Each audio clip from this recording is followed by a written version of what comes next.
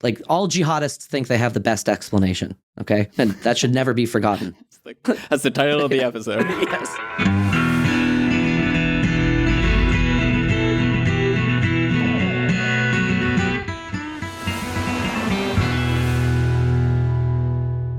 Okay, welcome to Increments. Today we're going to try something a little new. We're going to try a reaction video. So a couple months ago, Brett Hall went on Peter Boghossian's podcast, I think, or at least they had some YouTube sort of channel conversation that was recorded, and we thought they touched on some interesting topics. We have a different, I think, perspective on these sort of topics than Brett does in particular, and Peter was trying to learn about the world of critical rationalism via Brett, which is, of course, is a good idea, as Brett is obviously extremely well-versed in the work of David Deutsch in particular. But seeing as we have slightly different perspectives on these kinds of questions, and as people have been influenced by both Popper and Deutsch, we thought it'd be interesting to just watch their video in real time, go through it, provide some commentary, highlight where we might disagree, where we agree, and just, I guess try our hand at some third-party commentary and see how it goes. Yeah, I'm super excited. I think maybe one thing to address at the onset is, like, why not have Brett on? We've tried. There's a bit of history between Brett and I, so it's maybe not going to be the easiest conversation, but open invite to Brett. And if anyone wants to know a bit more about that history, they can check out a blog on my website, which we'll link to. But I'm excited. First time doing like a YouTube bro reaction video. And but full disclosure, I have seen the video once before. I think I watched it about a month ago. I don't know what reaction video etiquette is on YouTube land, if you're supposed to like have never seen the thing at all. But I watched it once about a month ago, and it's haven't seen it since. So hopefully some stuff will be fresh. So before we play the clip, let's just set up a bit about what we're watching. So Peter Boghossian's a great philosopher and public intellectual, and for the last couple of years, he's been running a series on his YouTube channel called Street Epistemology with a friend of the pod, Reed Nicewonder, which is actually his name, which is the best name ever. So props to you, Reed. And basically the premise is that Peter will ask kind of culture war style questions to a crowd of people. So what is a woman? Or should we have 2 bathrooms or more than 2 bathrooms? These kinds of questions. And the participants will arrange themselves along a semicircle, where on the semicircle there's maybe 8 different tiles, and the tiles will say strongly disagree, moderately disagree, neutral, all the way up to strongly agree. And then after the question is asked, all of the participants will sort themselves based on how they feel about the various question. And then Peter will facilitate a discussion between people who are on opposing sides. And the goal here is to try to do street epistemology, so teaching people who maybe don't have a philosophy background how to kind of debate and discuss controversial topics with people with whom they disagree. And so in this episode, it's just Peter and Brett Hall, and they're discussing epistemology. So they're discussing Deutsch, Karl Popper, critical rationalism, that kind of thing. And so I just want to kind of lay a bit of the groundwork, in particular for our audio listeners, to whom I would say you should probably switch to the YouTube, because there's going to be a lot of visual stuff here, but we'll do our best to narrate so that you don't have to watch the video. But you'll see in the video that it's just Peter and Brett, and they're in this big open space, and they'll be walking to different sides of the room based on different questions. And so with that as context, let's begin. I'm here with Brett and Reed, and we're going to do Spectrum Street Epistemology about epistemology. Go. A core part of street epistemology is the epistemology, and I want to make sure, are we actually using the best theory of epistemology to have these conversations with people? And so I want to ask this question: does the following sentence make sense? It is rational to align one's confidence to the evidence. I'll let you two go ahead. Why you want to disagree? There's only one function for evidence, which is to distinguish between theories or explanations that we've already guessed. And so I can give you a very quick example. Yeah, sure. In 1919, it was still uncertain whether or not the correct theory of gravity, as we understand it today, was Newton's theory of universal gravitation or Einstein's theory of general relativity. So until that time, it was still a bit of a toss-up as to what was going to solve problems like the precession of the orbit of Mercury and various other, idiosyncratic questions within science. Okay. At that time, when they did this experiment called Eddington's experiment, what they did was look at the amount by which light was bent during a solar eclipse behind the moon. All we needed was that one experimental test, which, as it turned out, refuted Newton's theory of gravity, and it conformed with Einstein's general theory of relativity. We needed no more evidence after that. It didn't matter the amount of accumulation of evidence. And in fact, all of the evidence, so-called, that accumulated prior to 1919, supposedly in favour of Newton's theory of gravitation, giving it more credence, making people more confident it was true, making people think it's more rational to believe in Newton's theory of gravity. All of that was completely pushed out of the way by a single observation during an eclipse of the sun by the moon. Make sure I understand this. So if the claim is...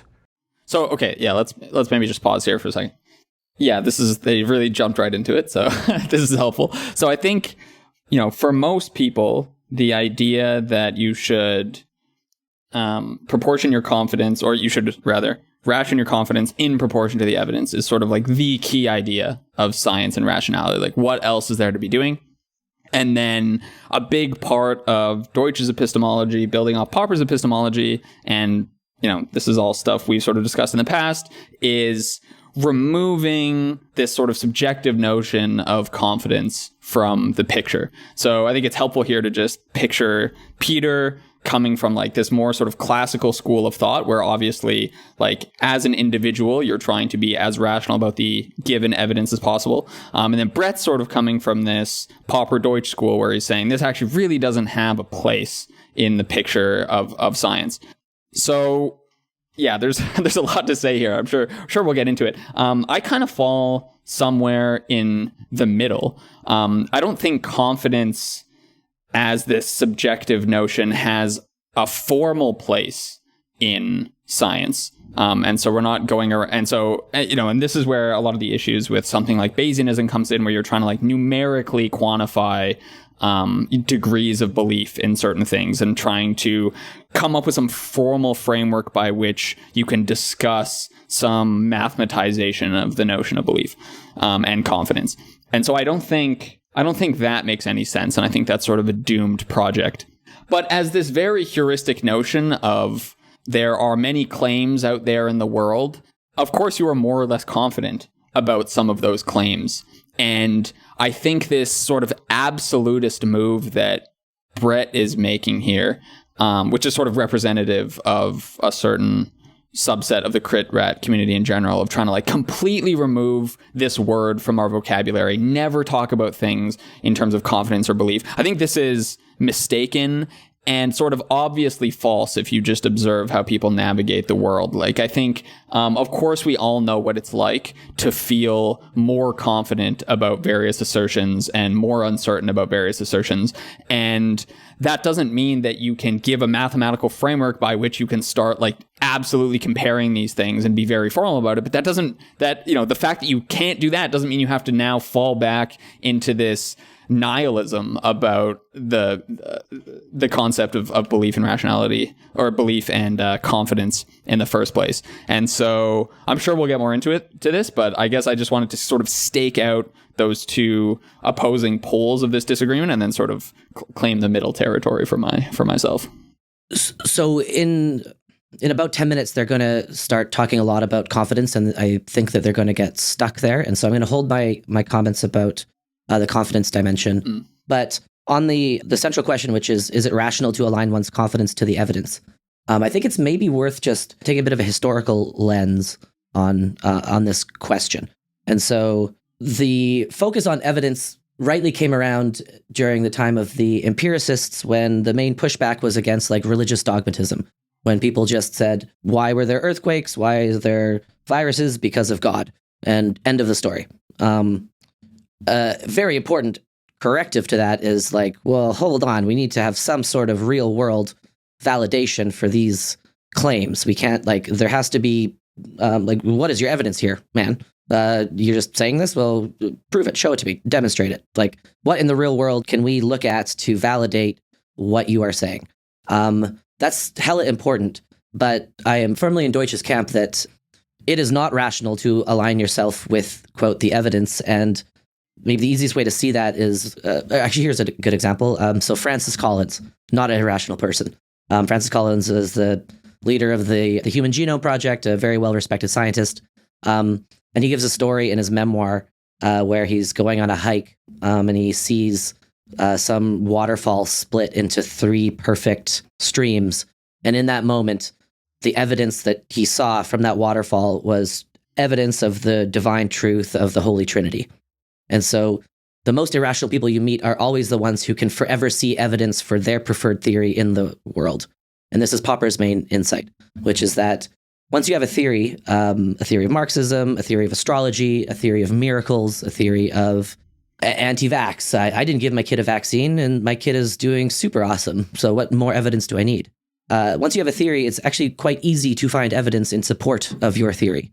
And so while the empiricists did a very important and necessary job moving past kind of religious absolutism, they failed to recognize that once one has a theory in mind, one can quite easily find evidence for it. And so Brett's point, echoing Deutsch, echoing Popper, is that the proper role of evidence is to adjudicate between competing theories. I would probably tweak that a little bit, although it's very much in the same spirit of what both Brett and Deutsch are saying, which is that evidence only counts if it's evidence that could potentially put your theory at risk. So I don't even want to say that you necessarily have to choose between different theories. There are certain theories that I might have that I'll look for evidence to destroy those theories. And I don't really have like another theory to replace it. Brett is referring to an excellent paper from Deutsch, where he talks about the crucial test. I think the paper is referred to, is called The Logic of Experimental Tests, where Deutsch talks about, quote, the crucial test. And when you have 2 competing theories and they both make alternate predictions, that is the correct role for evidence to falsify one theory, such as Newton's theory of gravitation, and then eliminate all the competing explanations so that you're only left with one final explanation, which would be the Einstein's theory.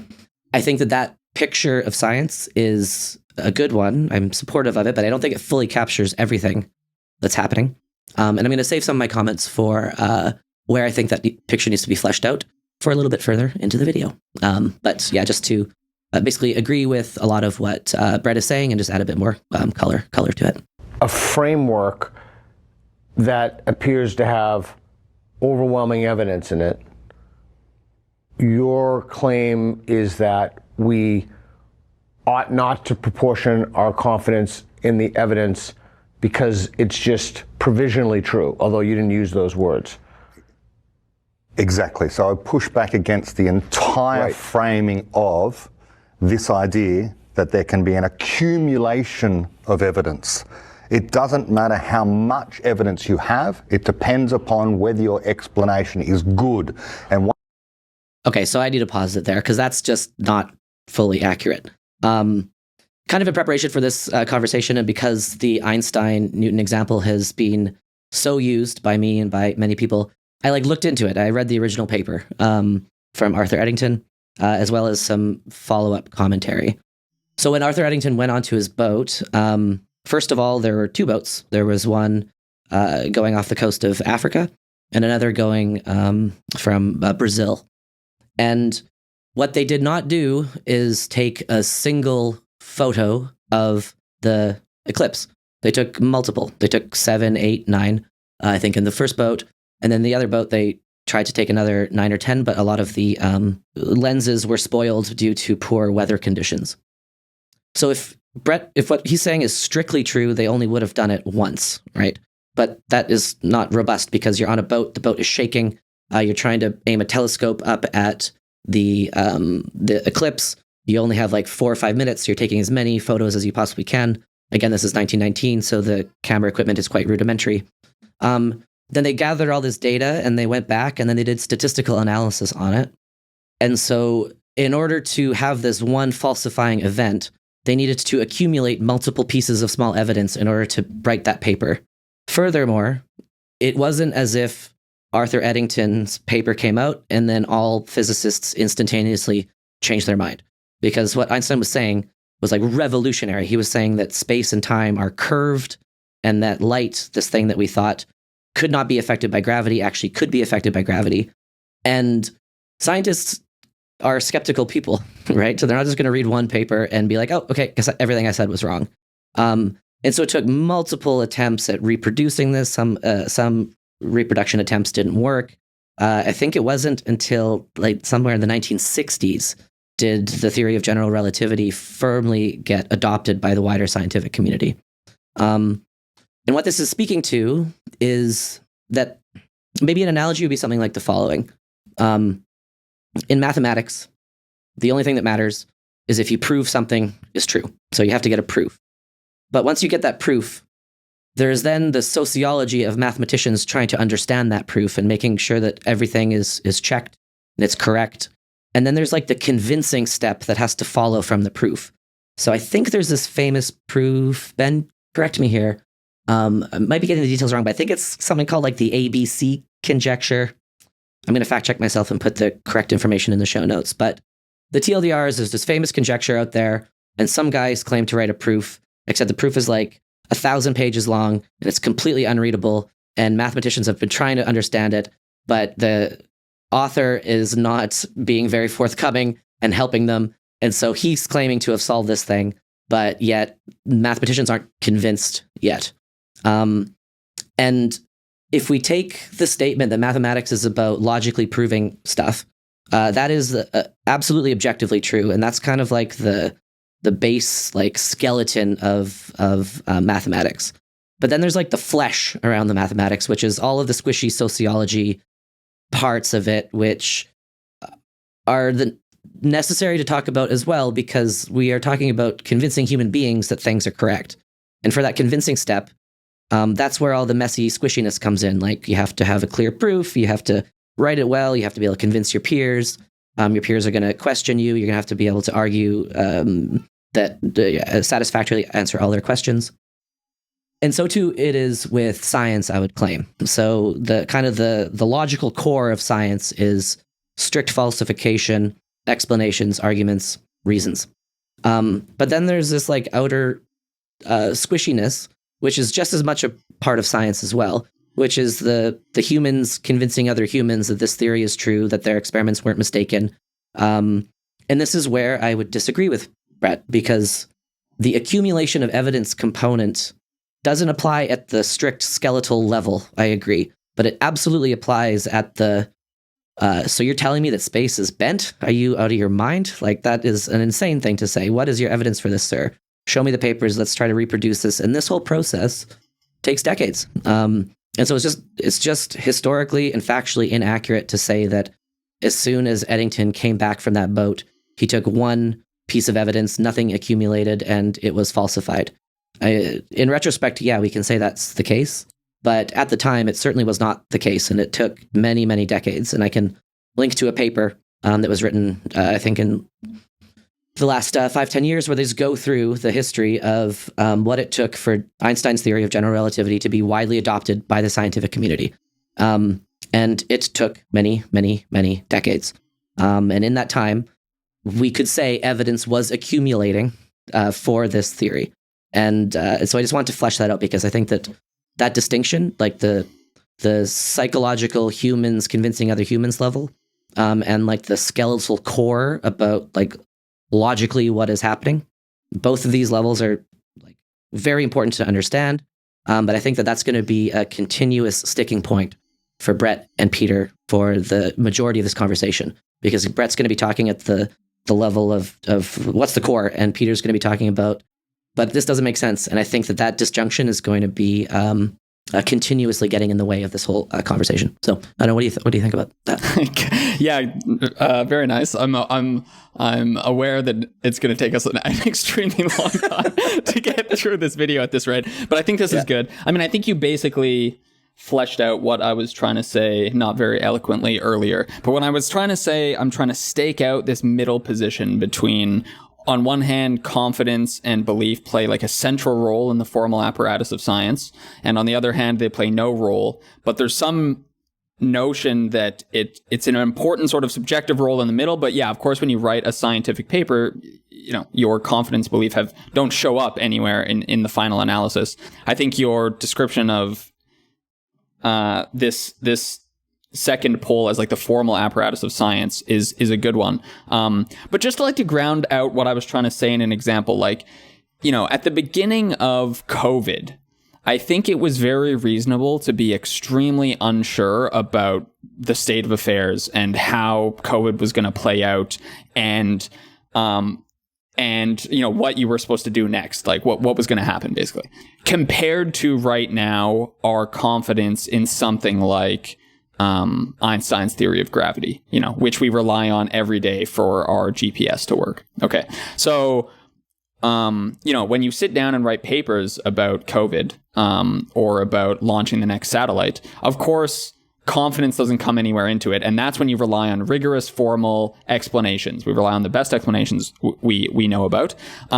But this view where you just, at any given moment, you have the best explanation for a phenomenon and you forget about all other possible explanations because it's irrational to pay them any attention, and you just follow the best explanation until you come up with a better explanation. I think that just doesn't capture what most people are doing on a day-to-day basis in fuzzy reality where we're not sure what's going on. And there's a reason people have to keep retreating to these very well litigated examples like Eddington's experiment, that we're now 100 years onwards from, to try and make these points. It's because when it comes to something like COVID, it's quite clear that, like, holy smokes, there is a role for uncertainty and confidence, not a formal role again, but just like as people trying to navigate what's going to happen tomorrow. Of course, it's more reasonable to be less confident about in any one pundit's prognostication about the COVID rates tomorrow versus the fact that we know when we send up a satellite into space, it's going to work because of general relativity, right? And so, yeah, I guess that's the general point I was trying to make. Yeah, nice. And once your explanation is good, and in science, usually there is one theory, and it is called the scientific theory. And once you have that, it doesn't matter how much evidence is behind it, because it's the only one you've got. Okay, let me ask you a question, if I may. Let's say that the proposition was amended, and it is rational proportional one's confidence to the evidence, provided one is willing to change one's mind. Where would you be? Because that would seem to... I have two problems with the claim. Okay. One is that we should proportion our confidence to the evidence, and the evidence somehow or other, when it accumulates, that's the assumption behind this is that we are accumulating an amount of evidence. It's increasing the likelihood that it's true. The more that we have, the more confident we should become. But what's wrong with that assumption? Confidence has absolutely nothing and no bearing upon whether or not an explanation is good or not. That is correct. The rational thing to do, is to always endorse the explanation. And when there is no explanation, the rational thing to do is to simply say, I don't know. You're confident. I want to keep weighing on the math example for a bit here, because I feel like it's elucidating. So if I say to you, Ben, there is no role for confidence in mathematics. In mathematics, it doesn't matter how confident a mathematician is with their proof. The proof is either correct or it's incorrect. I feel like that is a completely accurate thing to say at one level of analysis, and depending on what you're focusing on. So it doesn't matter if Wiles is absolutely confident that his proof is correct. It's either correct or it's incorrect. It doesn't matter how confident you are in an explanation. The explanation is either correct or it's a bad explanation. And so that's kind of what Brett is saying, and he's absolutely right at that level. But then you could talk about the same question with mathematics at a different level. Once Wiles said, I proved the Fermat's last theorem, then he had to go and convince his mathematicians peers that he was right, and in fact, he wasn't right the first time. Mm-hmm. Terry Tao has recently been pushing forth this lean mathematical language that allows you to formalize mathematical proofs, and one of the first big projects there was to formalize Andrew Wiles' proof. As someone who doesn't understand the proof, but I understand that the lean code will either compile or won't compile, seeing the lean code compile for the proof made me more confident in its correctness. And that is now at the slightly higher level of like sociology, humans convincing other people. And I feel like that's what Peter's talking about, which is that it wasn't, in fact, the case that as soon as Einstein's theory was resisted falsification, that like that, everyone changed their mind. No, evidence had to accumulate over decades to convince this professor over here who had this objection, to convince this guy over there who was worried about this particular mistake with the paper, et cetera, et cetera. And so I think that both sides are correct. It's just that Brett's doing the important necessary work to kind of highlight, let's just say, the logical core of science, and the logical core has nothing whatsoever to do with confidence.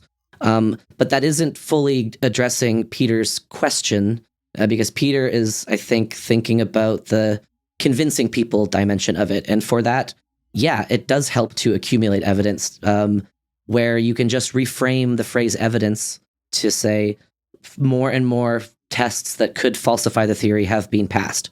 And I think that Brett's getting a little bit stuck on the word confidence and stuck on the word evidence, because if you just mentally replace evidence with yet another falsifiable test that the theory has passed, then hell yeah, I'm going to think that that theory has more verisimilitude the more you battle test it.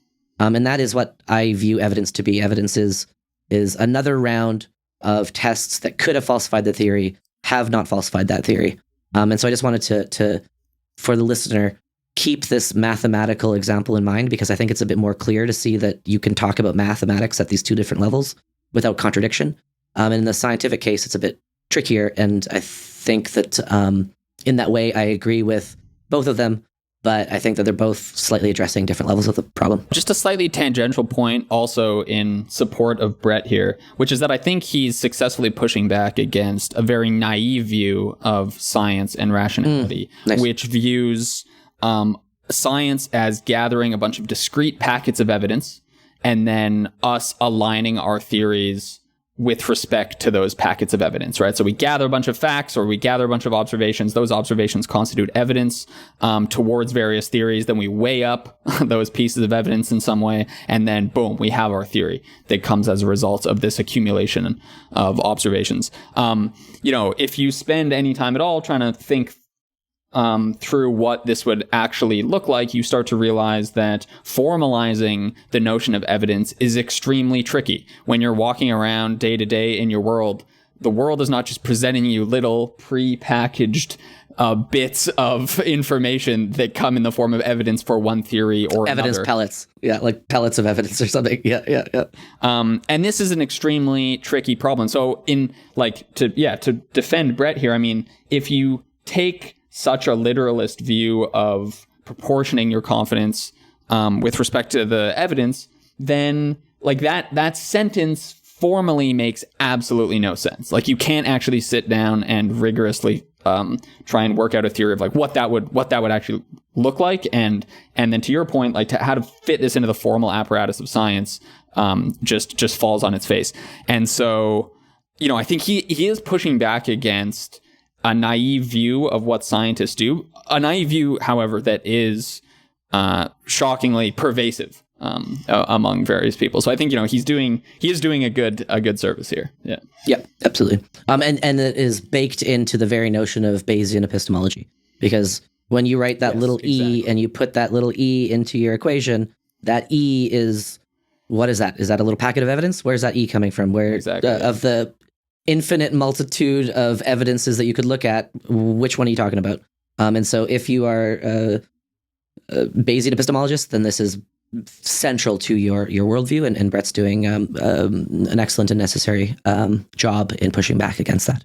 Yeah. Your confidence matters not a jot, which is why I'm standing on disagree, just by the way, rather than strongly or absolutely, because those are non-binary things. It's like a sliding scale of emotional attachment to particular claims, which I reject as, in my version of rationality, emotion forms no part. If what you claim is true. Okay, yeah, so just to foreshadow a bit, again, because I have seen the video before, what I think Brett is failing to address fully is that we all have a subjective feeling of confidence. Like, I don't know if he's saying, I don't think he's saying that confidence isn't a thing. He's saying that there's no role for confidence in science. I agree. There's no role for confidence in science. There's no role for confidence in mathematics. However, there is a subjective feeling of confidence, and that subjective feeling does change when certain things in the world happen. And that needs to be explained. Why do we have this feeling that we're more confident about some stuff than other stuff? And so as the video proceeds, we're going to get into that a bit more.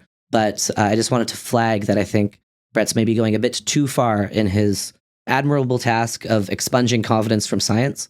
He is maybe veering into the territory of being misunderstood as saying confidence doesn't exist.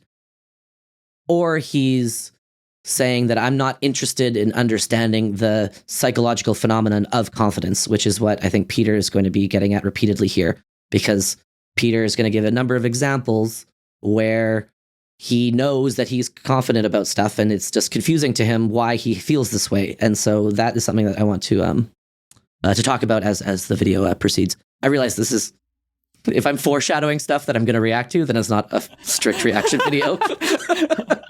But yeah, this is coming from podcast land.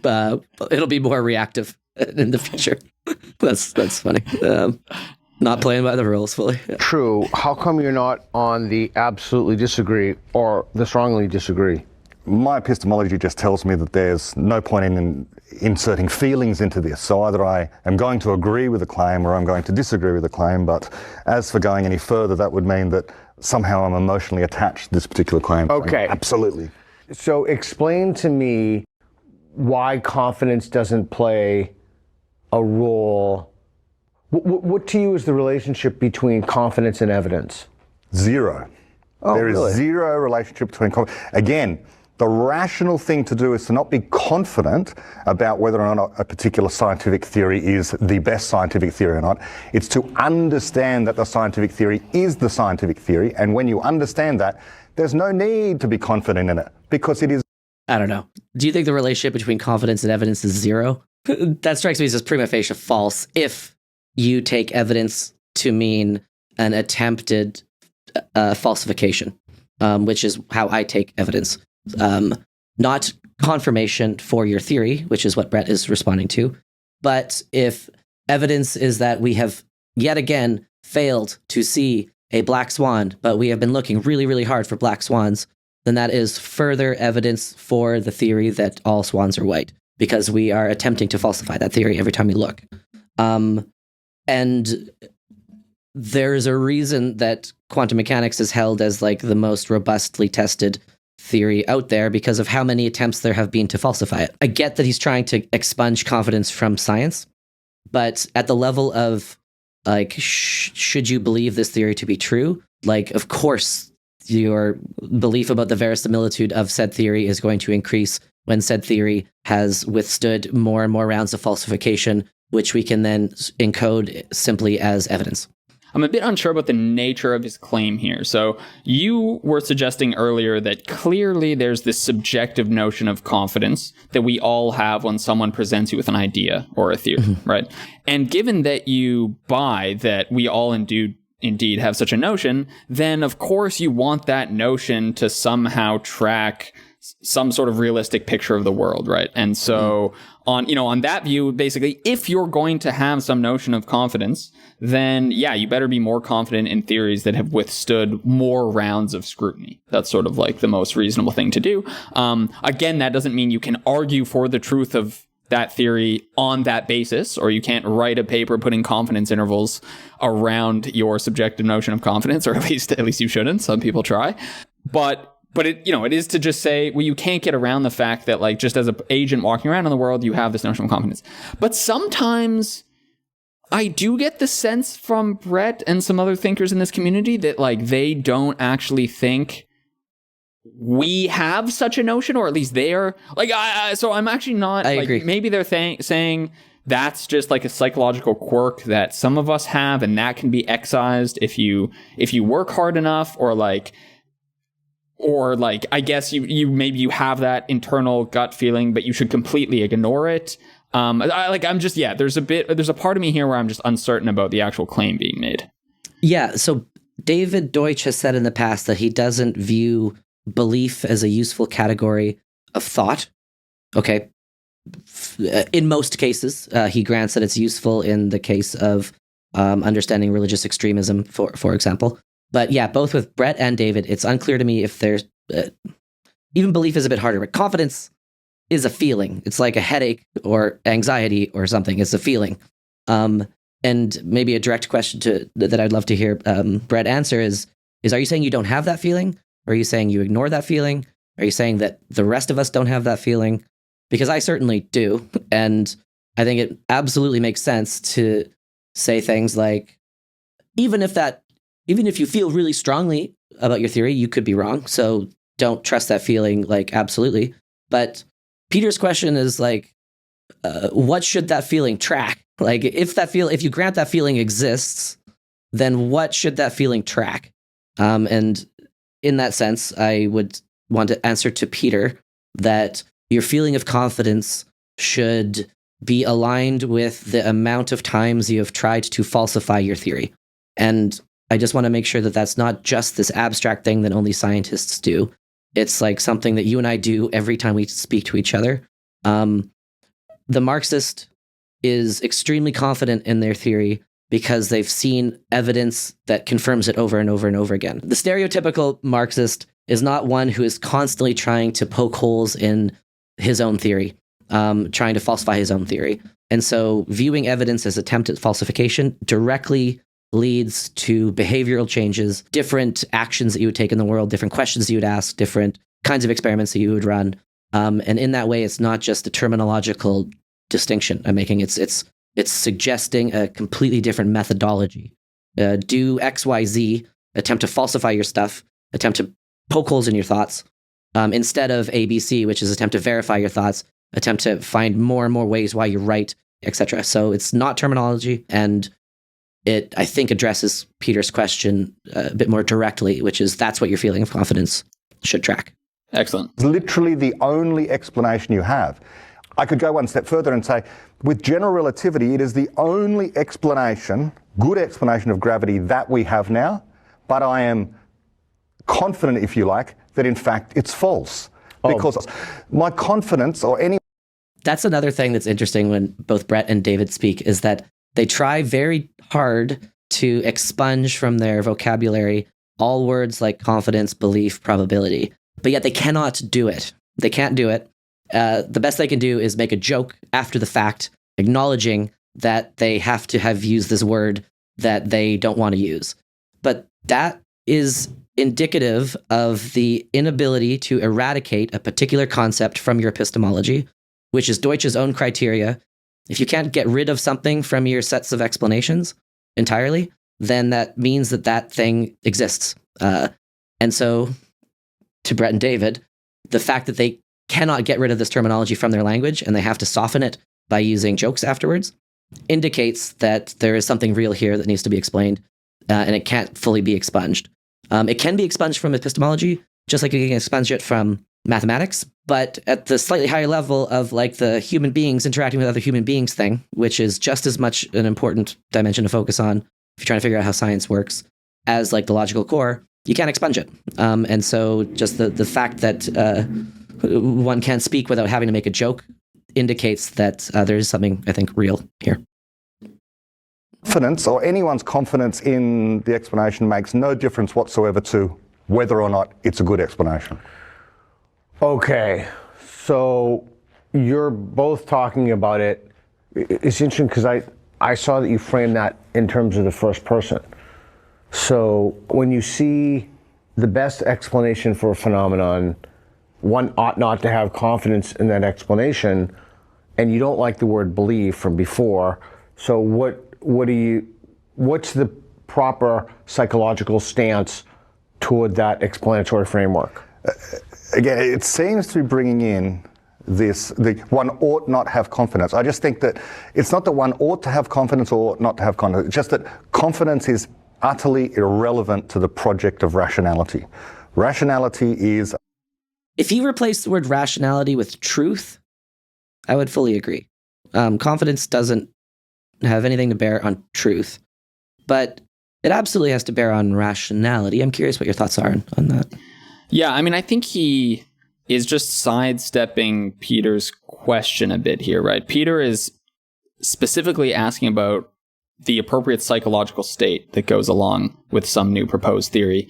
And he's getting at the idea that we all feel such a state. And then Brett wants to sort of retreat to this area of, the formal part of science, and to say you can't evaluate theories based on someone else's confidence. When I ask you for why something happened, your explanation of something, then I'm not evaluating that explanation based on how confident you feel in it. I'm asking for the object level details of the explanation, and then I'm going to run that through all my sorts of filters for what sort of questions I want this explanation to be answering.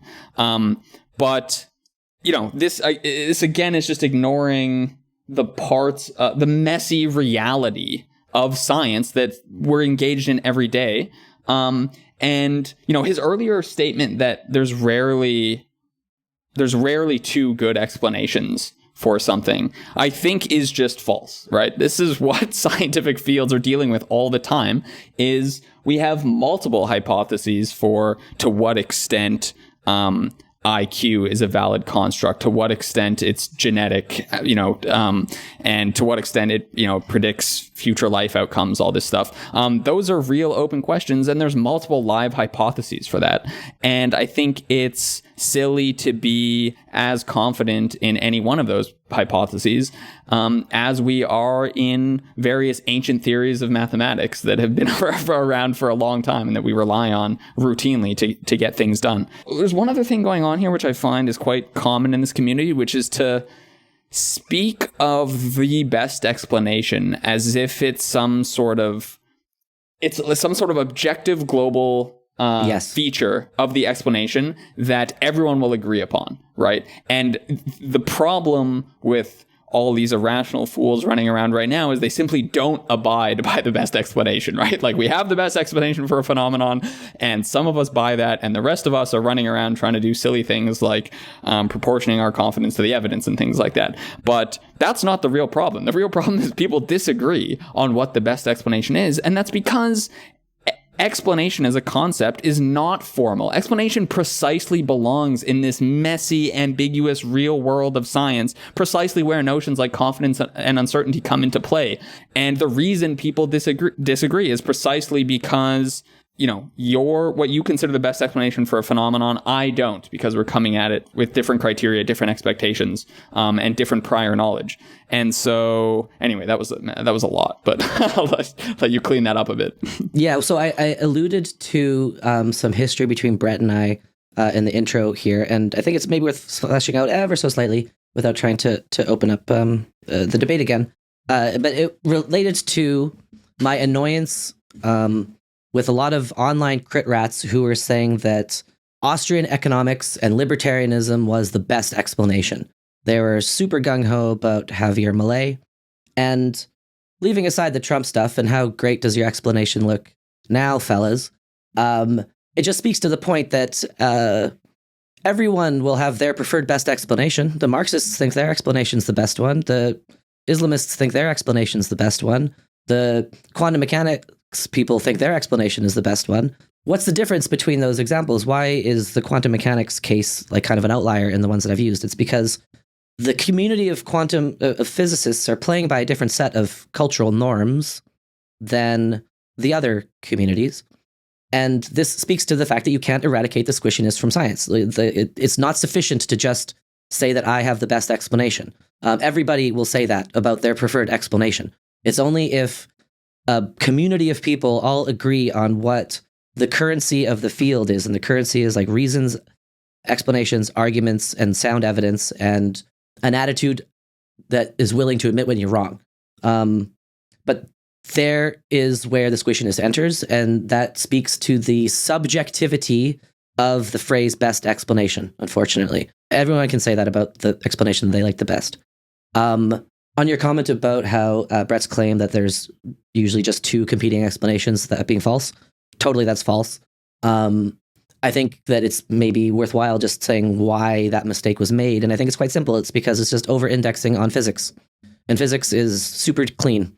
Physics, you can set up a particle accelerator and you can test this theory, this extension of the standard model versus this other extension.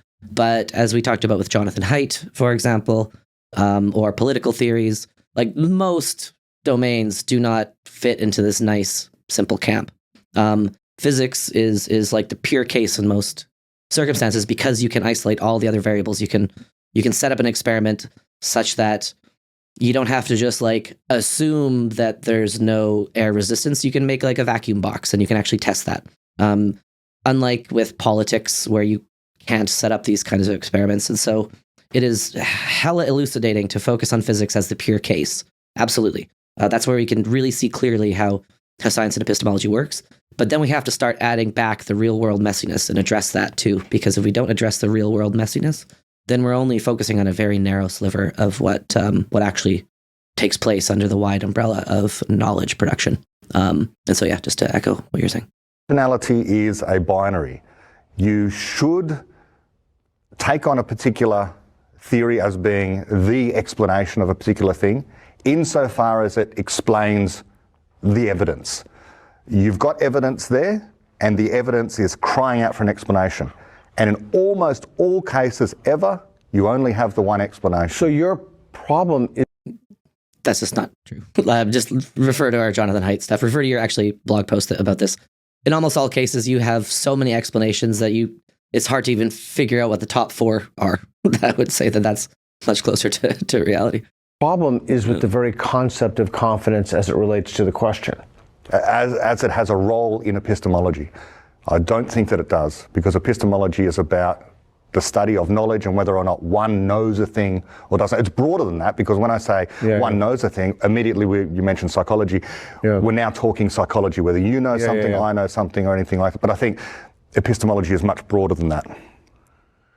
Interesting, because I almost stepped to the absolutely agree, but I was reading or listening to Bill Bryson's brief history of everything. I can't remember the name, but he talks about there are examples of things for which we have no evidence, but we can rationally, and tell me if this hits your point, we have no evidence for these things, and they're not even observable, but we can make rational based upon those. And I was thinking to myself, there could be,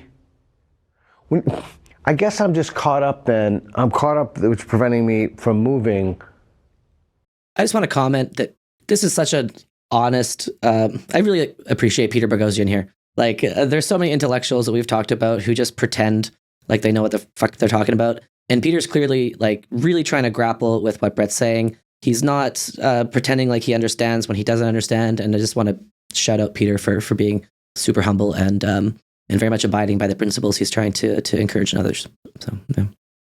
And the idea that it seems like it's epistemological hubris to not belief. It's not binary. It's not 1-0. So I'm just caught up in this idea that the prevailing scientific theory, or again, I agree. I don't think consensus plays a role, though that's not a word used. I'm just caught up in this idea that as an agent, as a rational agent, examining the phenomenon, examining the explanation, that explanation, it's not like, and I know you don't like belief, but I'll frame it that way. You can reframe it if you want, but it couldn't be, I believe. Yeah, I just wanted to flag a thing here that I think the critical rationalist community, of which I consider myself a part, could do better. And it's, by being extremely critical of the notions of like belief and confidence and all this stuff, you do make it a bit harder for people to have conversations with you. So for instance, I think you're like right now, Peter is clearly trying to say something about like, when you give me an explanation, I don't have some binary belief about it. I clearly have some level of confidence about it. But you can see him struggling to now communicate that because he's afraid of using the words belief and confidence, and he's not sure what to say. You're trying to remove these elements from our vocabulary and arguing that they have no place in science. But of course they can't help but pop up when you're trying to actually explain epistemology to people. And so now you've got yourself in this weird category where people, I think, are slightly less comfortable having conversations with you. And this is, I don't think people are doing this knowingly. I think this is just a byproduct of like speaking in this way where you're trying to excise certain concepts from your vocabulary completely, and then people like they're just not sure how to say what they want to say to you, which just creates more confusion, I think. And I think you're just seeing Peter struggle with this right now because he's playing by the currency of intellectual discourse. He's like, okay, the person I'm speaking to doesn't want me to use these terms, so I'm going to do my very best to do that. I'm going to play by your rules, not by my own. And I just want to maybe highlight what I was mentioning earlier, which is this to me is just a clear indication of them speaking at these two different levels. Peter speaking at the level of like, you say something to me and I am either going to be convinced or not convinced. And it doesn't happen like with a finger snap. And I don't just switch from false to now it's true. There's gradations. It takes time. You have to explain it to me. You have to convince me. And what happens if this conversation takes an hour and at the end of it, Peter's completely convinced that Brett Hall is absolutely right. What has changed within that hour? Something has slowly changed in Peter's mind. You can call that belief. You can call that confidence.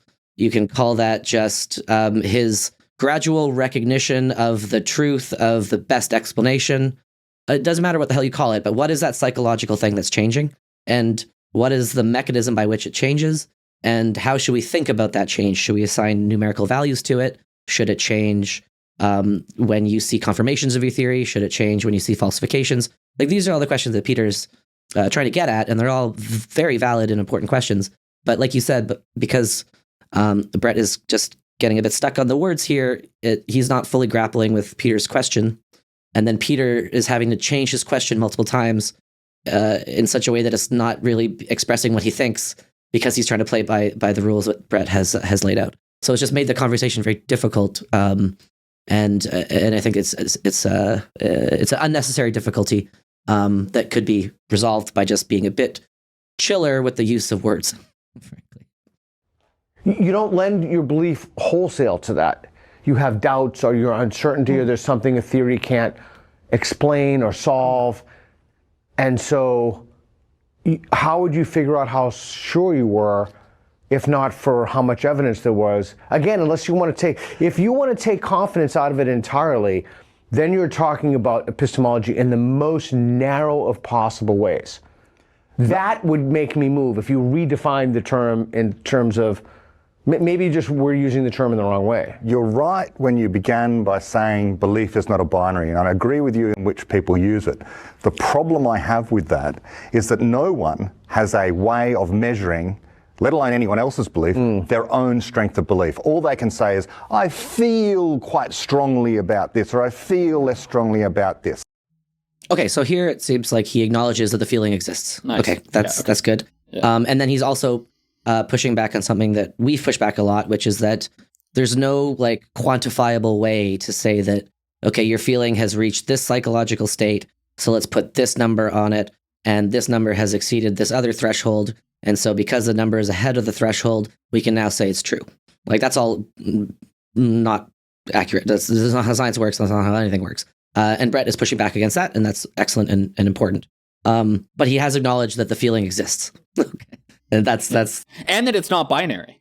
Yeah. So he recognizes that there's some fuzzy psychological state that most people call belief. I mean, I think actually Peter's move here of saying you want to relegate the discussion of epistemology to a very narrow possible domain, I think that's basically true. And I think you were getting at that with talking about the formal apparatus of science. And that might be a way to resolve the disagreement in this conversation, to be honest, is say Brett is discussing the most formal application of science. And of course, when we are writing papers and doing experiments, doing our statistics, then we don't talk about confidence and belief, right? We just do the experiment as rigorously as possible, write up the results, and then present it to the wider community. And then it's in the ensuing discussion between the scientists around the coffee tables and in the conference room that belief and uncertainty and all this stuff come into play, right? And you actually have to engage with the sociology of science.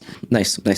But yeah, so I don't know. Do you think that's too clean of a resolution here to just say that, you know, Peter wants to include the sociology of science in what he means by epistemology, and Brett doesn't?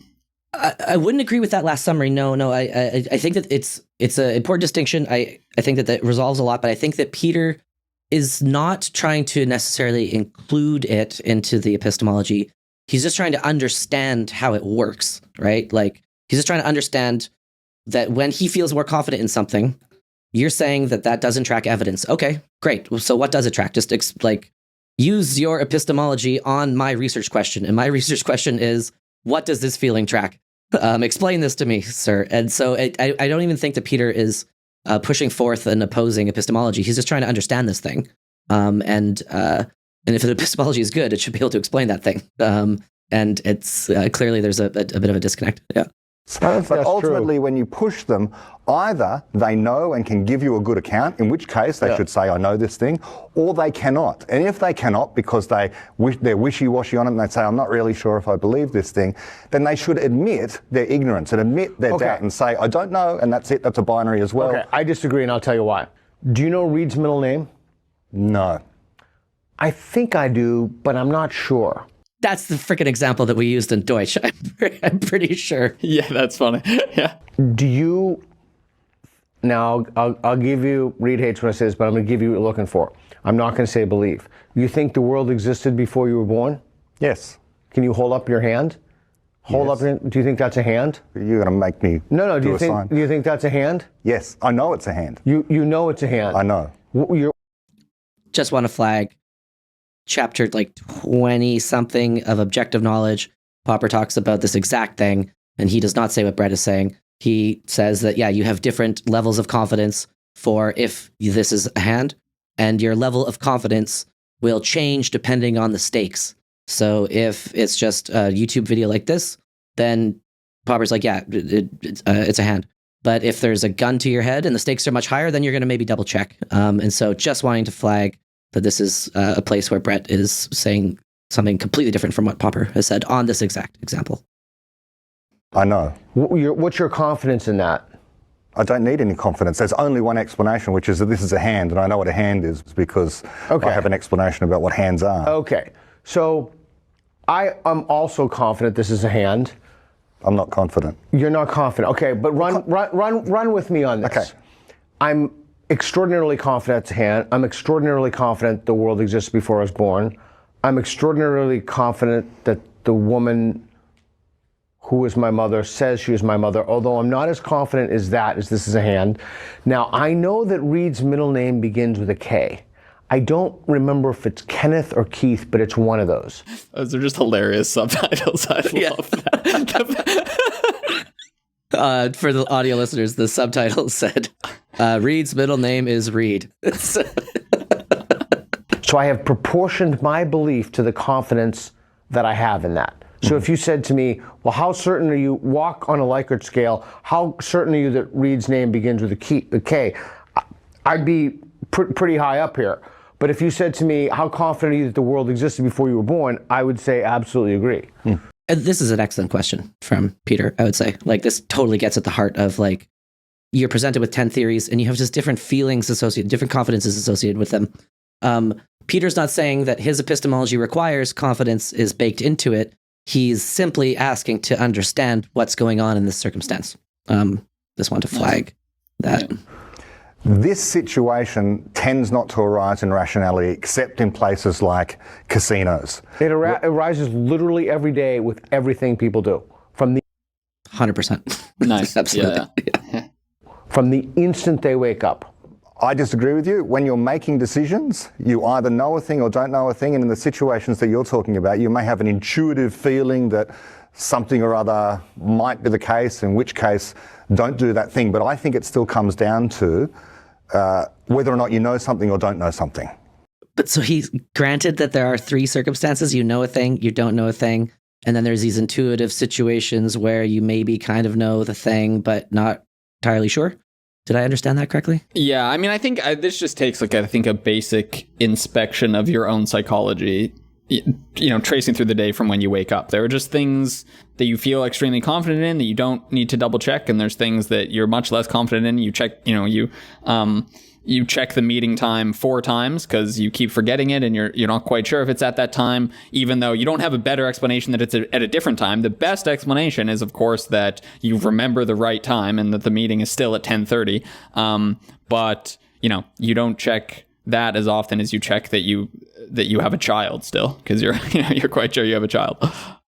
You could make a blind left turn into oncoming traffic, not looking, and you could be making an egregious error because you think there's no reason that traffic would be coming that way. But that would be a terrible thing to do and a terrible way to operate throughout your life. But I would say, although you don't know that there's traffic coming, all of your prior experiences and just general rationality would tell you, don't take that risk. It's a casino-like situation. You can expect that, and at least some number of occasions when you turn into oncoming traffic, there's going to be a truck coming that way, and you're going to... So the use of casino here is something that, it's an example I use all the time. I think I probably stole it from Deutsch. Deutsch uses it all the time. But his main point when he talks about casino and games of chances, casinos hosting different kinds of games, is that these are places where the sample space is well defined, the probabilities are well defined, everything works nicely, you have repeated trials. That's not the case with traffic. That's not the case with the real world. And so it's odd to me to hear Brett use the casino metaphor in the real world, because that is exactly the opposite use that Deutsch uses it for. He's saying that most of the time the real world is not like a casino, and a casino is a special case where a lot of statistical properties apply, and that's why you Bayesians shouldn't just think of the entire world as a casino. But yet it seems like Brett is making the same mistake, using the casino example on the entire world, which is not the way that Deutsch uses it. And you're going to lose your life. So if they're the kind of situations you're talking about where you're making these decisions, it's a decision-based thing, then yes. So I guess I just don't understand. But don't rational people calibrate how strongly they think something is true to the best evidence? Now you can say that. Just to repeat, the answer to Peter, your question is that rational people calibrate their confidence to the number of times their theory has resisted falsification. That, I think, is the bumper sticker answer that you're looking for. And so if you, in your head, replace evidence with just attempts to falsify, then I think it gets you most of what you want, Peter, I hope. Like, that's what it means to be rational. Like, I don't think, oh my God, this place is going to be it's just a stampede of moose that's going to run in here. And you say to me, well, why not? Why do you think that? I'm like, well, we're in Florida. I don't think there's a moose for 500 miles around here. Mooses don't live in this. It's incredibly hot here. There's no reason to believe there's a moose here. So I would be on absolutely disagree. Yeah, I agree with you. I would just stand at disagree. I don't think there'd be any difference between absolutely disagree and disagree. We would both agree that moose aren't about to come stampeding through the room. Right, but it would be more rational to stand on the absolutely disagree because of the evidence. What evidence are you bringing forth? There's no moose. There's a stampede of. I don't think it's a matter of evidence, but explanation. No, it's a matter of the theory that there are moose around here has been immediately falsified by your test of looking around. You looked around, you couldn't see moose, so you falsified that theory. That is what Peter is getting at when he says evidence. That's the evidence that he seeks to rationally discard that theory and feel completely unconfident in it. It's because he's attempted a falsification by looking around. What problem are you solving in even invoking this idea? Attempted a falsification that then was falsified, so the attempt worked. Right, if someone comes towards us now and says there's about to be a moose stampede, my immediate question to them would not be, what is your evidence for this, but explain to me why you think this. What evidence could they bring? I suppose they could take us to the door and show us the moose stampede coming towards us. But I wouldn't even bother doing that, knowing what you tell me about the existence of moose in Florida. I would assume, my immediate assumption would be, crazy person. Yeah, not drugs, LSD or something. Yeah. So let me ask you this question then, running with the moose example. Guy walks in here, well-dressed, doesn't look like he's insane. He says, holy shit, this is unbelievable. There was a stampede of mooses coming toward us. We need. I love this example. Peter's so earnest about it too. Yeah, A well-dressed man coming in, stampede of moose. I love this. We need to get out. We need to evacuate immediately. I would be on absolutely disagree. If you telling me sincerely that you would be on disagree, I would tell you, well, let's say that you would be on neutral to make it more stark. I would say that is a less rational alternative than to be on strongly disagree or absolutely disagree. Because I could understand how you could be on strongly disagree. Maybe there's like some moose parade or something like at a zoo, and they have a refrigerated unit with a bunch of mooses and they escaped. But for you to be on neutral, I would argue that's a less rational position. You have miscalibrated your confidence, and thus there's something suspect or damaged about the way you're processing facts and evidence. I would interpret neutral in that situation as don't know whether this person is telling the truth or being dishonest or is trying to pull the wool over our eyes or is involved in a candid camera type thing. Over here, disagree with him that the moose are about to stampede. I would say, I know he is not telling the truth for whatever reason. Over there, on agree, I would say, for whatever reason, I have a good explanation that he is telling the truth. For example, I saw a news story this morning about moose having escaped from a circus. Okay, but that's an example of how you would use evidence to calibrate your confidence so that you would be able to successfully navigate. So you would need to know whether or not you need to actually escape. Now, I would not even think about walking toward the door. Yeah, correct. So sometimes evidence absolutely has a crucial role to play in certain situations. For example, in that one, I would have evidence, and the evidence forms part of the explanation as to why I think this person is correct. Absent any evidence whatsoever, well, in fact, I do have evidence. The evidence is that this person is just saying stuff very. This conversation's getting at something quite interesting, which is the comparison of confidence among quote unquote rational agents. And I think Peter actually is taking this a bit too far. Perhaps not in the moose example specifically, because that's sort of an absurd example, but when you import this back into daily life, I think you run into problems. And he wants to say that there is sort of one, or at least for this example, I'm not sure what he would say in general, but he seems to be getting at the claim that there's one rational way to observe the evidence such that your degree of belief or confidence in the assertion lands in one bucket. Like all rational agents will have like a high degree of confidence, or I forget what these circles are called, but the rational agents should all be neutral, or they should all highly disagree with something, right? And there, I think you do start running into problems.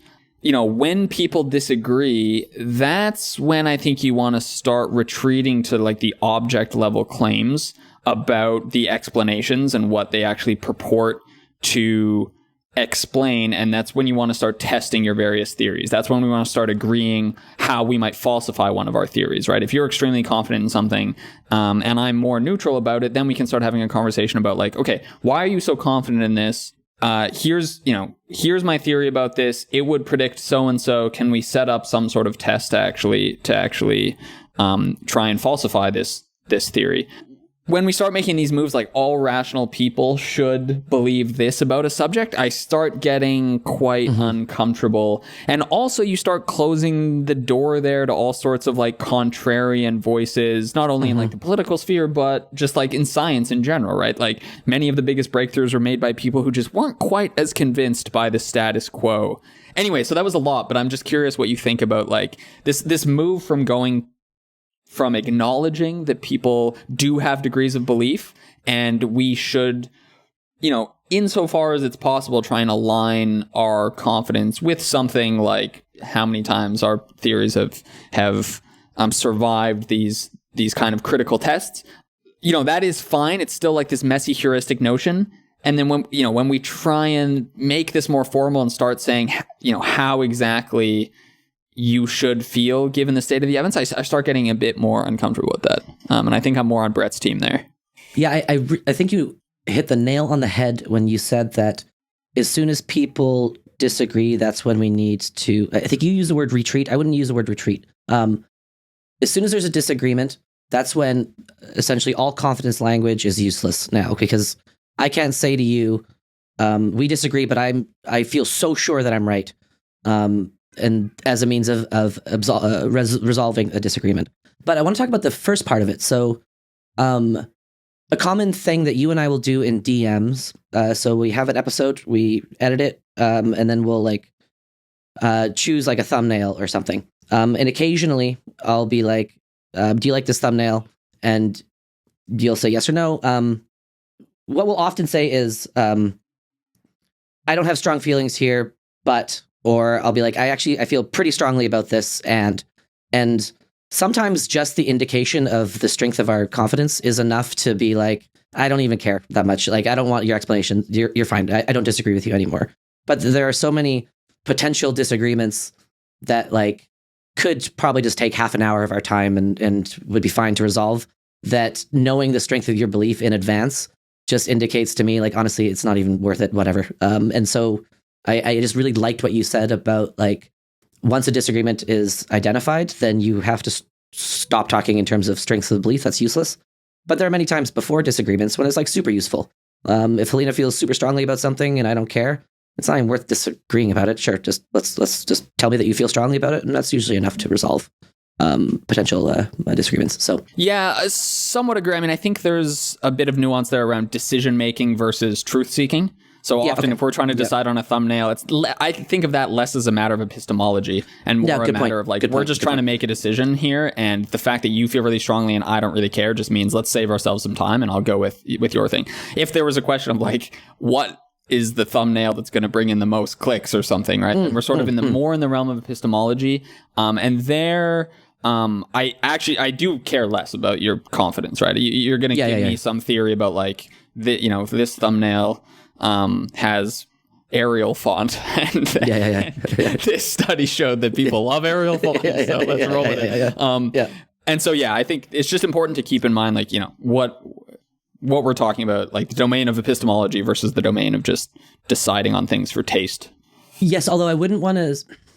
Ooh, this is maybe a slight side question, but what do you think the relationship is between epistemology, decision-making, and truth?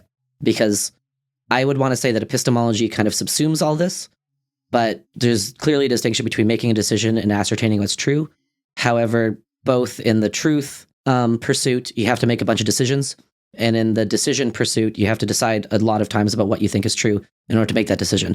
And so they're like overlapping magisteria in some sense. But how do you distinguish between these three things? Yeah, nice. I mean, I think epistemology is the search for truth, and like the search for knowledge and how we know things, and we're trying to know true things. So those are, in some sense, one and the same subject. Putting aside, I guess, metaphysical questions around what truth is, but I mean, actually, that also plays a role in epistemology. So I really think of epistemology and truth as very similar. Decision making, I think, obviously has overlap with with epistemology and truth. Often, you're trying to decide about scientific theories, for instance, and then epistemology plays a direct role. But I think decision making also applies in situations when it just makes less sense to talk about truth. And some of the examples I gave highlight that. Yeah. When you're writing fiction, you have to make a lot of decisions, but you're not primarily considering what's the truth about reality. You could talk about truth in terms of what's true about the number of books that will be sold and who you're appealing to, et cetera, et cetera. So you can always maybe reframe things into that lens, but it's maybe just not the primary lens most of the time for a lot of decisions that you make. Yeah, I agree. Yeah, nice. Very poor quality evidence. And I have to set that against explanations about moose and Florida and the likelihood of stampedes and the walls here and all that sort of stuff. Okay. You wake up this morning in our Airbnb. You hear a news report saying there's going to be the largest display of moose ever in the history of Florida. The guy who comes running in here warning us about the moose stampede has a zookeeper uniform on. And another guy has a little hat that says, like, John's Refrigeration. and they're like, holy shit, dude, the moose are coming. Okay. That would be, bizarrely, but that would be more evidence for you to calibrate your confidence up that the claim, that accords with, that there's a lawful alignment in reality between the claim and what is. Yeah, we agree. I mean, Just to make sure I understand Peter's point here. So he's saying that two people run up to you and telling you the same explanation, but one of them is dressed in a way that leads more authority to that explanation, like he's like a zookeeper compared to another person. Is that the... Yeah, I mean, I think he's pointing at this was a good move by him, actually. I think he's saying, you give me a situation and you give me your preferred explanation for that situation. Okay, now I'm going to tweak the situation such that your preferred explanation seems even more likely. Okay, so now what happens, right? Because now he wants to say the move. Presumably, you'd be even more confident now in your explanation. And I think realistically, you would be, right? Nice. So he's held all variables the same, except changed the circumstance such that the feeling of confidence surely would go up. And yeah, nice. I mean, you have just said that we saw something on television that morning. Yeah. So immediately now I have a good explanation. You know, the media has been involved, and you've got these people who look like they're reliable interlocutors and so on and so forth. So taken all together, absolutely. So maybe a nice counter by Brett there. So he's saying that what you've tweaked, you've tried to hold the explanation constant, but when you've made these modifications, you've actually just broadened the explanation because now the explanation has to account for all of those extra details that you've just added in. And so the confidence would stay the same according to Brett. It's just that now the explanation is even better. Is that how he resolved it? Did I understand that correctly? Yeah, I think so. I think he's just saying now the explanation has actually changed. So and it's still the best explanation. And so you just go with the explanation regardless. And so it doesn't matter. Given that you have the best explanation anyway, it doesn't make sense to be more confident in the best explanation. Which kind of not playing by the spirit of the question, maybe. Like, okay, but yeah, sure. Absolutely, so for you, is the word explanation and the word evidence, they are synonymous or not synonymous? They're not synonymous. No, evidence decides between explanations that I guess or that we guess. Got it. Well, I'm the one the explanations come from within me. So I have to generate an explanation about the news report. For example, I might very well see the news report and then a moment later it cuts to, SNL's 50th anniversary and then I recalibrate, as you say. I come up with a new explanation. Oh, this is actually a parody of a news report. Right. On the other hand, if it's regular CNN, I go, okay, that's an explanation. Well, then I wouldn't believe it, but yeah. Okay, yeah. But a source that we trust. Okay. Yes. All right, well, I think we've explored that one, Reed. Okay. So let's do one more thing. So can I move based upon what you said? I think if I interpret that claim, is it rational proportional one's confidence to the evidence? I think I could move to agree, given the role of explanation and how you use explanation, but I would have to see the claim rewritten in such a way, like if you could kind of rewrite the claim that keeps the sentiment the same, I would move to, I might actually move to slightly agree too. How about that claim? It is rational proportional one's confidence to sufficient explanations. Yeah, this was the question that I had in my head the first time I listened to it, is like, just rephrase the question. Is it rational to align one's confidence to the goodness of the explanation? Essentially, something like that. Before we move on, here's a question for you. So if you want to say it's rational to proportion one's confidence to the number of times that an explanation has undergone some severe test, what's to stop someone from agreeing with you and then taking it one step further, saying, okay, well, at any given time, we have N theories, and those theories have been subject to various tests. And so why can't we now start to quantify how rational it is to believe in those theories? And why can't we start making these sorts of moves that, for instance, the Bayesians want to make, where you say, we should be 67% confident in this explanation because it has undergone 7 strict falsifiable tests, and this other theory has only undergone 3, and et cetera, right? So like what's to I get the sense you also don't really want to like start formalizing these notions, but like what's to stop someone from doing that under your rubric? I reject the idea that we can come up with a single formulation that will encompass all conceivable scenarios, but there are certainly certain cases where quantification makes a lot of sense. If it's easy to count something, number of deaths due to COVID with or without a vaccine intervention, then all fair-minded participants would agree that I think is a reasonable thing to count. And then I don't have a problem with counting it there.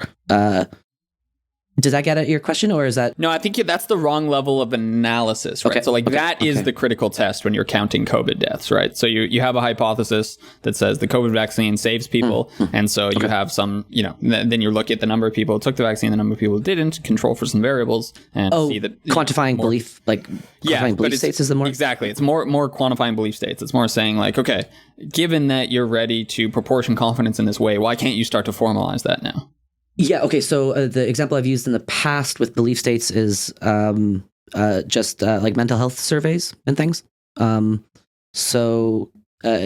that's not unfair, so I don't think we come up with a single formulation. I don't think Bayes is going to do it, and I don't think it's possible, mainly due to what Popper talks about, where any amount of confidence is going to change entirely depending on the external circumstances, and we can not really quantify those external circumstances, because it's always situational, problem dependent, et cetera, et cetera. So I reject the attempt to do it, absolutely. But depending on the problem and depending on the thing that you're trying to investigate, then yeah, sometimes coarse-grained quantifications can be useful. So I would just want to say that there are certain circumstances where it's useful, but we can't come up with an all-purpose approach. And then to enumerate the circumstances, yeah, we can talk about depression scales and stuff. Well, it would be great if we had some hormone that you could measure, like with glucose to diagnose diabetes. It'd be nice if we had some analogous biotracer that you could measure to quantify depression, but we just don't have that, unfortunately.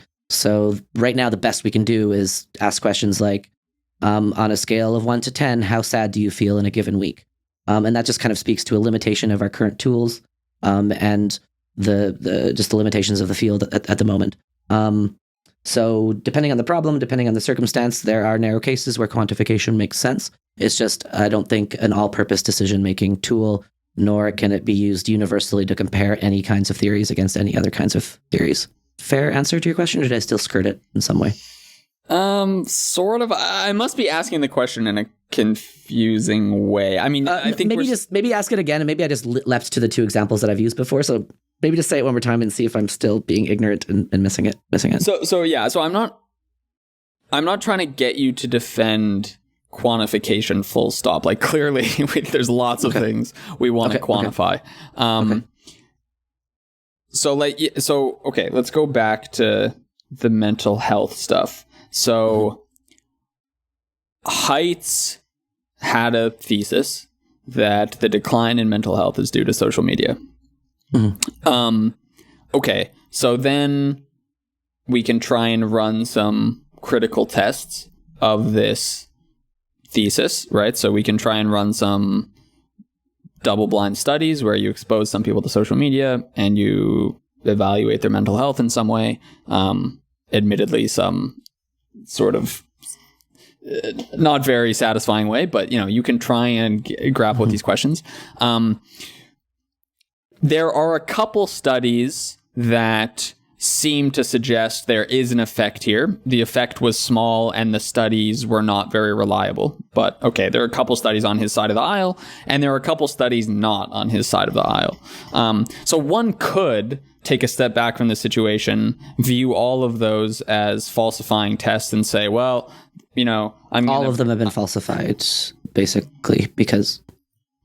Sorry. Right. Okay. So sure. Let's just okay. Fine. So we can say all of them have been falsified. So his thesis didn't pass any of these tests. But let's say it had passed. Let's say there was one very high quality study that did seem to vindicate his hypothesis. And let's say there were 7 that didn't. Okay. It's like, right. And they're all high quality. They pass all our robustness checks, etc. But I take it you still don't want to say, I'm 1/7 confident in his thesis, right? Agreed. You still want to say, no. The best explanation here is just that one study was a fluke, and we have every reason to discard his hypothesis now, right? And I guess I'm just trying to get you... to like flesh out your earlier comments here that like we should proportion our confidence with respect to these falsifying tests, right? Because presumably that would mean, okay, now you should be 1/7 confident in this hypothesis. Like, like what's going on there? Basically I'm not putting any weight into the word proportion or align. I don't think that can really be done in any robust way.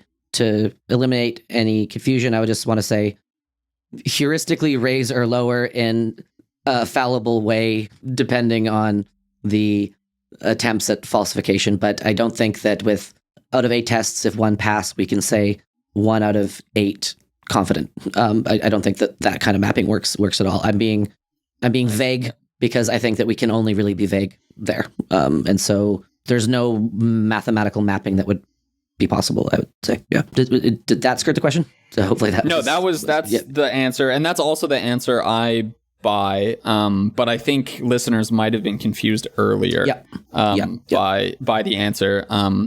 And I don't know. Yeah, is it worth spelling out why we don't think you can make that extra step of actually quantifying things, or like what's your answer to that? What's your answer to that? Yeah, what's your answer to that? Well, I just think there's no mapping between truth and confidence. Basically. So there's no formal way to start capturing truth by appealing to confidence. And so when I'm saying that confidence is this very messy, ambiguous thing, that's what I mean. So like truth we're trying to get at via science and the formal scientific apparatus, and that's when the critical examination of the predictions of theories come into play. And we have this messy reality where we do just feel subjectively different about various theories. Given the state of evidence at any point, or given what we know at any point, you can't help but feel sort of confident in those theories in different ways. But there's no way to translate the number of tests that we've run on a given hypothesis in some formal way to truth. And I think this is the mistake. So if you want to run around, counting all the tests we've actually run for each theory and then say I'm X% confident in these theories based on how many tests it's passed, then that's fine. But one, you have to acknowledge like that doesn't have any bearing on the eventual truth in any formal way. And 2, people are going to disagree with you about what counts as a critical test of a hypothesis here. And that's when the whole messy sociology of science comes into play, right? And this gets back to the point that there's no just like one global best explanation that everyone can agree on at any point, and that what makes science both very fun and very tricky. Yeah, what would you say to that? Beautifully said. Excellent. I would go in a different direction, but I think yours is better, frankly. Okay, so we're sitting next to Peter on the stage, and he says, is it rational to align one's confidence to the evidence? I think I would go to strongly disagree. I think that's something that the most irrational people that you'll ever meet would probably say. All astrologers, all homeopaths, all anti-vaxxers would say something to that effect, because every time they take homeopathy and then their cold just gets better, that's more evidence. So I think that the most dogmatic people you meet will agree with this. So I would strongly disagree with it. However, I would then want to reframe the question to address the spirit of Peter's inquiry here, which is why do we have this confidence feeling, and what does it track? And so I would say it would track the number of times you attempt to falsify something. However, I don't think you can align it in an objective way And further, everything I'm saying here has to be with a big fat parentheses afterwards, which is, but don't forget, you could always be wrong. So you can align it in any way that you want to align it, but I don't give a shit about your confidence if I care about truth, because everyone's confident about their theory and most people are wrong. So I can give an accounting for why that feeling will change inside of you, and what is like a quote more rational way to, let's say, be on guard for potential things that could increase your confidence but really shouldn't, such as verifications of the thing that that you prefer. But at no point should we ever forget that confidence itself is fallible. And even if there was some sort of mathematical alignment, like if there was a way to mathematically do this precisely, then that would mean that fallibilism is wrong, because then there would be an infallible approach. And the last thing I'd say is that Bayesianism has been a 100-year attempt at doing this. And the 100 years, very smart people have been working on ways to try to do this, and they've all failed catastrophically. So it's being attempted, and it just doesn't work empirically either. So, you see, I want to meet you halfway, but the thing is that the epistemological worldview that you're coming from is so deeply mired in emotion, feeling, and the subjective psychology of people. So the mere presence of the word confidence is putting a worldview of how do you feel about this particular thing, rather than an objective analysis of argument, evidence, explanation, all of these things. Maybe that's... Wholeheartedly agree with that. I think that's why Brett is doing really important work here, because maybe you and I take for granted the fact that we can see this distinction between, the formal apparatus of science, as you've been saying, and like the squishy messiness. And once you have that distinction in mind and you can see it clearly, then absolutely, let's start talking about confidence and stuff again, because now it's been positioned in the right place, and we don't have to worry that talking about confidence is going to erode the foundations of science. But before people understood mathematics, like, I wouldn't want everyone to start talking about how mathematics is all about confidence and stuff. And so it's important that Brett is pushing back against like the cultural zeitgeist, which as soon as you are a bit too casual with words like confidence and evidence, then you can start to make serious epistemological mistakes, like making decisions based on how strongly your gut feels it. Depending on the stakes of the decision, maybe that doesn't matter. But if it's an important decision, then you damn well better have your epistemology in check, because you can make some really big mistakes. And so I fully agree with Brett there. So maybe that's our point of dispute. Maybe that's our point of disagreement. When I say confidence, I mean you've looked at the evidence, whatever the evidence happens to be. You've had some kind of a way to adjudicate truth or falsity.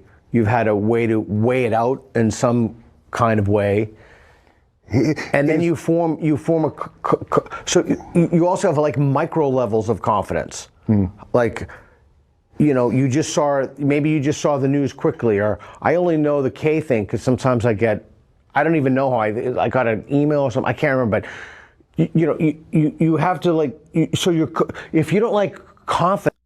I think Brett's grappling with, like, are you saying that you don't feel confidence, or are you saying it's not relevant? Like, Peter's grappling. Peter's grappling with this. Yeah. I'm still kind of unclear. Like, are you saying that confidence doesn't exist? It does exist, but it's not relevant. If it exists, then surely, like anything that exists, it's a worthwhile object of study because we want to understand it. And if we care about epistemology, which we all do, then it behooves us to understand this feeling, because it is very epistemologically relevant, because it can often lead people into error. And so we should understand how this feeling works. And it's unclear to me if Brett has grappled with that, because he's very focused on one task, which is expunging it from epistemology. Okay, great, granted. But that still has to be, we still have to offer alternative accounting for this thing. We can't just say it is irrelevant and it doesn't exist. It's not enough to get rid of something. You have to get rid of something and then re-explain it and reposition it, because then you're just caught in this trap of saying, I just don't want to talk about it. And you can't just keep saying, I don't want to talk about it, because clearly it's a real thing that people are trying to grapple with. And other people want to talk about it. So yeah, precisely. Confidence, would you be satisfied with the way? Because I don't, ultimately it's a subjective thing. It is rational to change your mind when the evidence refutes your theory. Is that the new claim? Well, that would be the only way I could frame this claim in order for me to move or to. Well, where would you be? I've got an interesting claim. All right. Making rational decisions is easier when you use the concept of confidence. Oh, wow. That is a good one. Or when you take into account your own confidence in the truth of a claim or something. You know, because it's like, if I'm Ooh, I like this. Yeah. What's your answer to that? That was a genius move by Reed. I think my answer is yes, for the following reason. So I think if you're going to say no, or more precisely, if a critical rationalist is going to say no, I think they're going to say, well, at any given time, you have the best explanation of something, and you abide by that explanation, right? So that points towards some course of action. You take that course of action, regardless of how confident you feel in it. Okay. But then that leaves you no room to step back and say, I'm pretty uncertain about everything, the whole situation here. And there's one leading explanation, but I'm, to be honest, quite uncertain about it. And I would much rather do more testing in the language of science or in the language of every day. I'd rather just gather more evidence and then make a decision. And you need to leave yourself that escape route, because there's plenty of situations where the most rational thing to do is to not make a decision and to talk to more people or try and come up with a better explanation, etc. But if you always just abide by whatever you think the best explanation is, you don't leave yourself that escape route. So I think my answer is yes. Yeah, and I think if you have this meme in your head that you have the best explanation, I think it can lead you to being vastly overconfident and forget that you are also fallible. However, if you think about confidence, and even if you think about confidence in an incorrect way, you are at least thinking about the fact that you could be wrong, right? And I know that if Brett was here, he would say that, of course, we could be wrong with our best explanation. I know all that stuff too. And that's true. It's just, it's not going to be at the forefront of your mind as much, I would claim. The people who are going to rush into battle, all jihadists think they have the best explanation, okay? And that should never be forgotten. That's the title of the episode. Yes. Just saying you have the best explanation is not sufficient. You have to convince other people of it, and you have to be willing to recognize that it's probably wrong, as Brett does, but he doesn't act like he does. And it's the action part which is relevant to Reed's question. And I think having a healthy look at, honestly, if I have to make a very important decision and I'm pretty confident on it, that to me is a red alarm that I should probably slow down and talk to you, talk to Helena, talk to 5 or 6 other friends, because I almost inversely calibrated to my level of confidence because I don't trust it very much. But I'm thinking about it a lot. If it's a low stakes decision and I'm confident, with thumbnails, I'll probably just ship it. It doesn't matter. But if it's a high stakes decision and I feel really confident, now I have a mental heuristic, which is oh, red alert.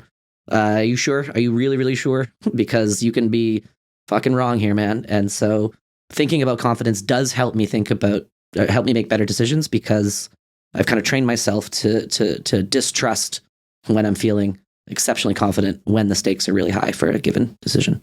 And forgetting about that, I think, can lead people to be temporarily forgetful of the fact that they are fallible with their best explanation. Yeah.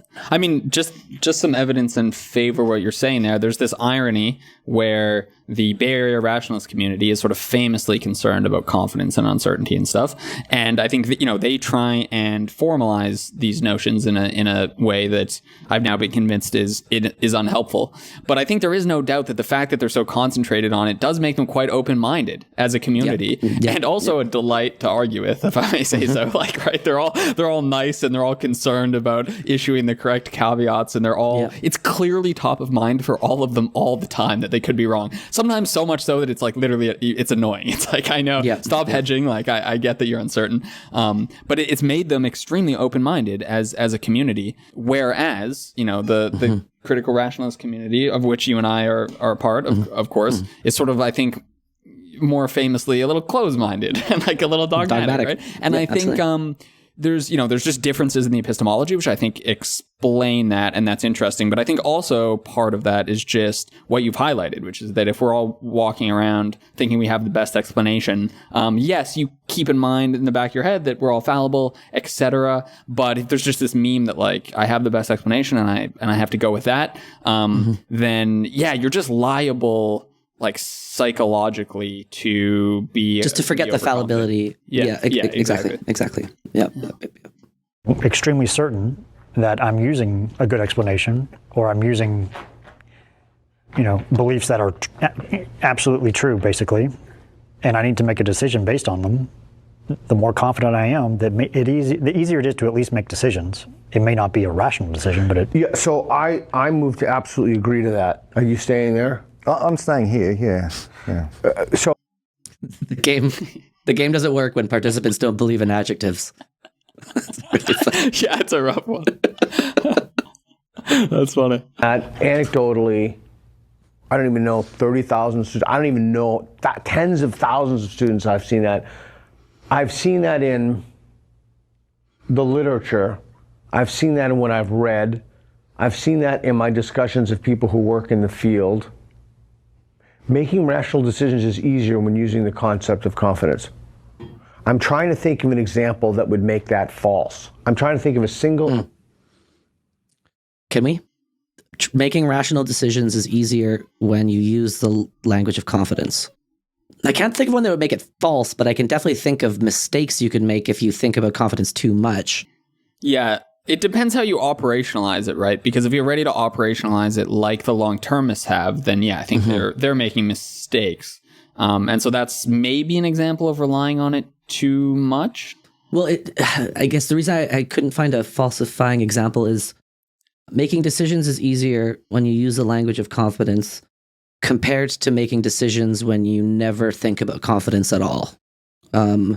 Right. It's like, I think I always want to be thinking about confidence a little bit. It's just that the way that you think about confidence, matters significantly.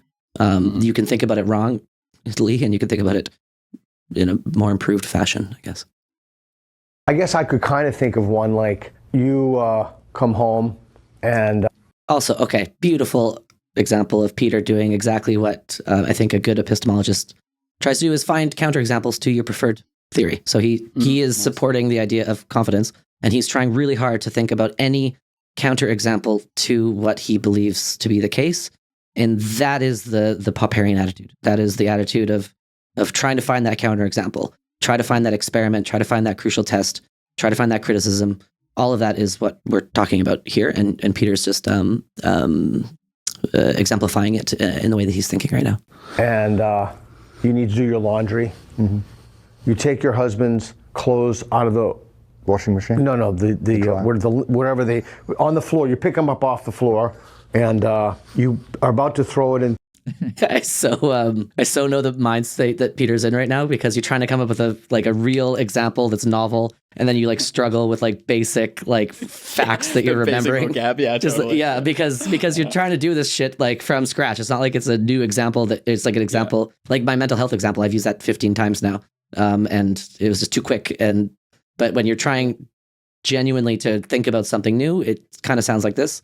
And so again, just highlight and props to Peter Boghossian. You throw it into the laundry machine, but you figure you should clean the pockets. So you clean the pockets and you find condoms. And you're like, what's up here? You've got condoms. He's like, no, those are not my condoms. A friend gave those to me because he didn't want his husband to see it, and I just held them. But look at how easy the example is coming now, Peter. It seems like it's a bit too close to reality. As soon as the condoms came out, So I'm trying to get to this claim. Tell me if this makes sense to you. And he's telling you the truth, because when he's with his lover, they never use condoms. So you're trying to make a rational decision, assuming you're monogamous, of course. If he's lying based upon the evidence that comes in, as opposed to, and you have this history with him. Does that example? No, it depends upon the explanation I have of what's going on. Well, his explanation for you is that he didn't want his friends to friend's husband to find the condom, so he gave it to him at the last minute, just slipped it to him. Okay, then that's the explanation. Then yes, I accept the explanation, and it's. But the other explanation is that he's lying and that he's cheating on his wife, right? Yeah, that's the thing. Like, it just doesn't, this view where you just like adopt an explanation and that's the end of it. It just closes the door to further investigation in a way that I think, in reality, I don't think Brett would actually work like this, right? Like, there'd be reasons to be suspicious and skeptical, and you would just interrogate further, because that's what everyone would do in this situation, because you know, there's weird things about the situation that you want to investigate. It's not a matter of confidence. I have no compete. But you have to be. So okay. So are you 100% positive that he's telling you the truth? Never. But okay. Are you 80? Are you okay? So the moment that you say that, then anything other than 100. The moment that you admit that, you're talking about confidence. Make it a very, very clean example. This is why I like to. Okay. Always. I hate this move. I hate this move so much, and I'm guilty of it for sure all the time. And so this is also me trying to call out my past and future self. But this move where you're clearly having trouble handling the example that someone has given to you, which, you know, by the way, he just went out of his way to try and create like a very realistic example. And now you sort of like retreat to an example that you know you can handle. And I understand the temptation, because there's like a point you're trying to get across and you think it would be more clearly expressed in your example. But this is just like, there should be some conversational norms that you're not allowed to do this. Yeah. And again, I've been guilty of this fucking all the time. But it's just, this is not a cool move. Yeah. No, and also it's not a necessary move either. So, like, what's the answer to Peter's question here? You come home and you realize your husband might be cheating because there's condoms in his pocket. And then he tells you some lie, and now what do you do, right? So let's try to do it both in Brett's language and in Peter's language. So in Peter's language, there's now some evidence for the fact that your partner may be cheating, and so your confidence in their fidelity has gone down because of the evidence that you've seen.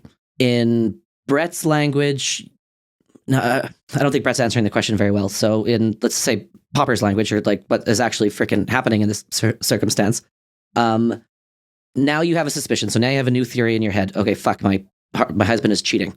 And so now you're going to have a conversation with your husband. And each answer is going to be you kind of trying to falsify this theory that you have. Shit, my husband's cheating. So you ask him the next question. Well, where were you yesterday? And he's like, I was at my buddy's house who gave me the condoms. And then you're like, my theory hasn't been falsified yet. And then you're like, okay, can we call your friend? And then you call the friend, and he's like, yeah, I totally gave condoms to my husband. And so each time you try to run some little experiment that potentially going to falsify the theory that your husband is not cheating on you. Excuse me, audience, if the negations are swapped. They get the idea. You're checking the theory. You're checking the theory. Yeah. Thank you. Yeah, investigating the situation. It's a problem with talking about not falsifying something. But anyway, hopefully the point is clear, and that's what that I think is the Popperian resolution to Peter's question. And so each time you do this, your confidence increases to the point where you're like, okay, my husband actually wasn't cheating on me. But if any of those tests go wrong, if he says I gave the condoms and they were magnums, but you're looking at them and they weren't magnums, then all of a sudden, fucking red alert, your husband's almost certainly cheating. And so that's the process of testing and of collecting evidence, and how your confidence would change in that circumstance. Sorry, audience, that was a bit of a negation nightmare, but hopefully it tracked. Okay, so that took us longer to go through than we anticipated. So we're going to stop here for today, and then we're going to pick it up and do the second half another day. I'm not sure if I want to do a long summary, because I feel like we've already talked a lot. There's a lot of confidence language floating around. So I guess, one, in terms of meta comments, maybe one, let us know if you kind of like this format, if this is interesting. And two, let us know if there are outstanding questions, concerns, comments on our comments.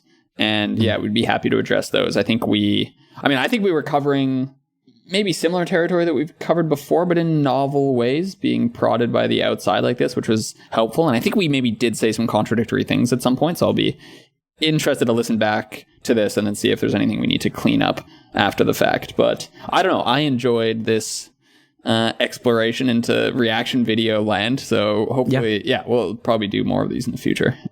Absolutely. And long, ever-standing, open invite. Brett, please come on. Would love to talk to you in person. And it would be great to try to resolve a lot of these differences in real time. So, to be continued. And hopefully our first foray into reaction videos was moderately successful. So we'll see how it goes. See what the reaction is. But awesome. Talk to you soon.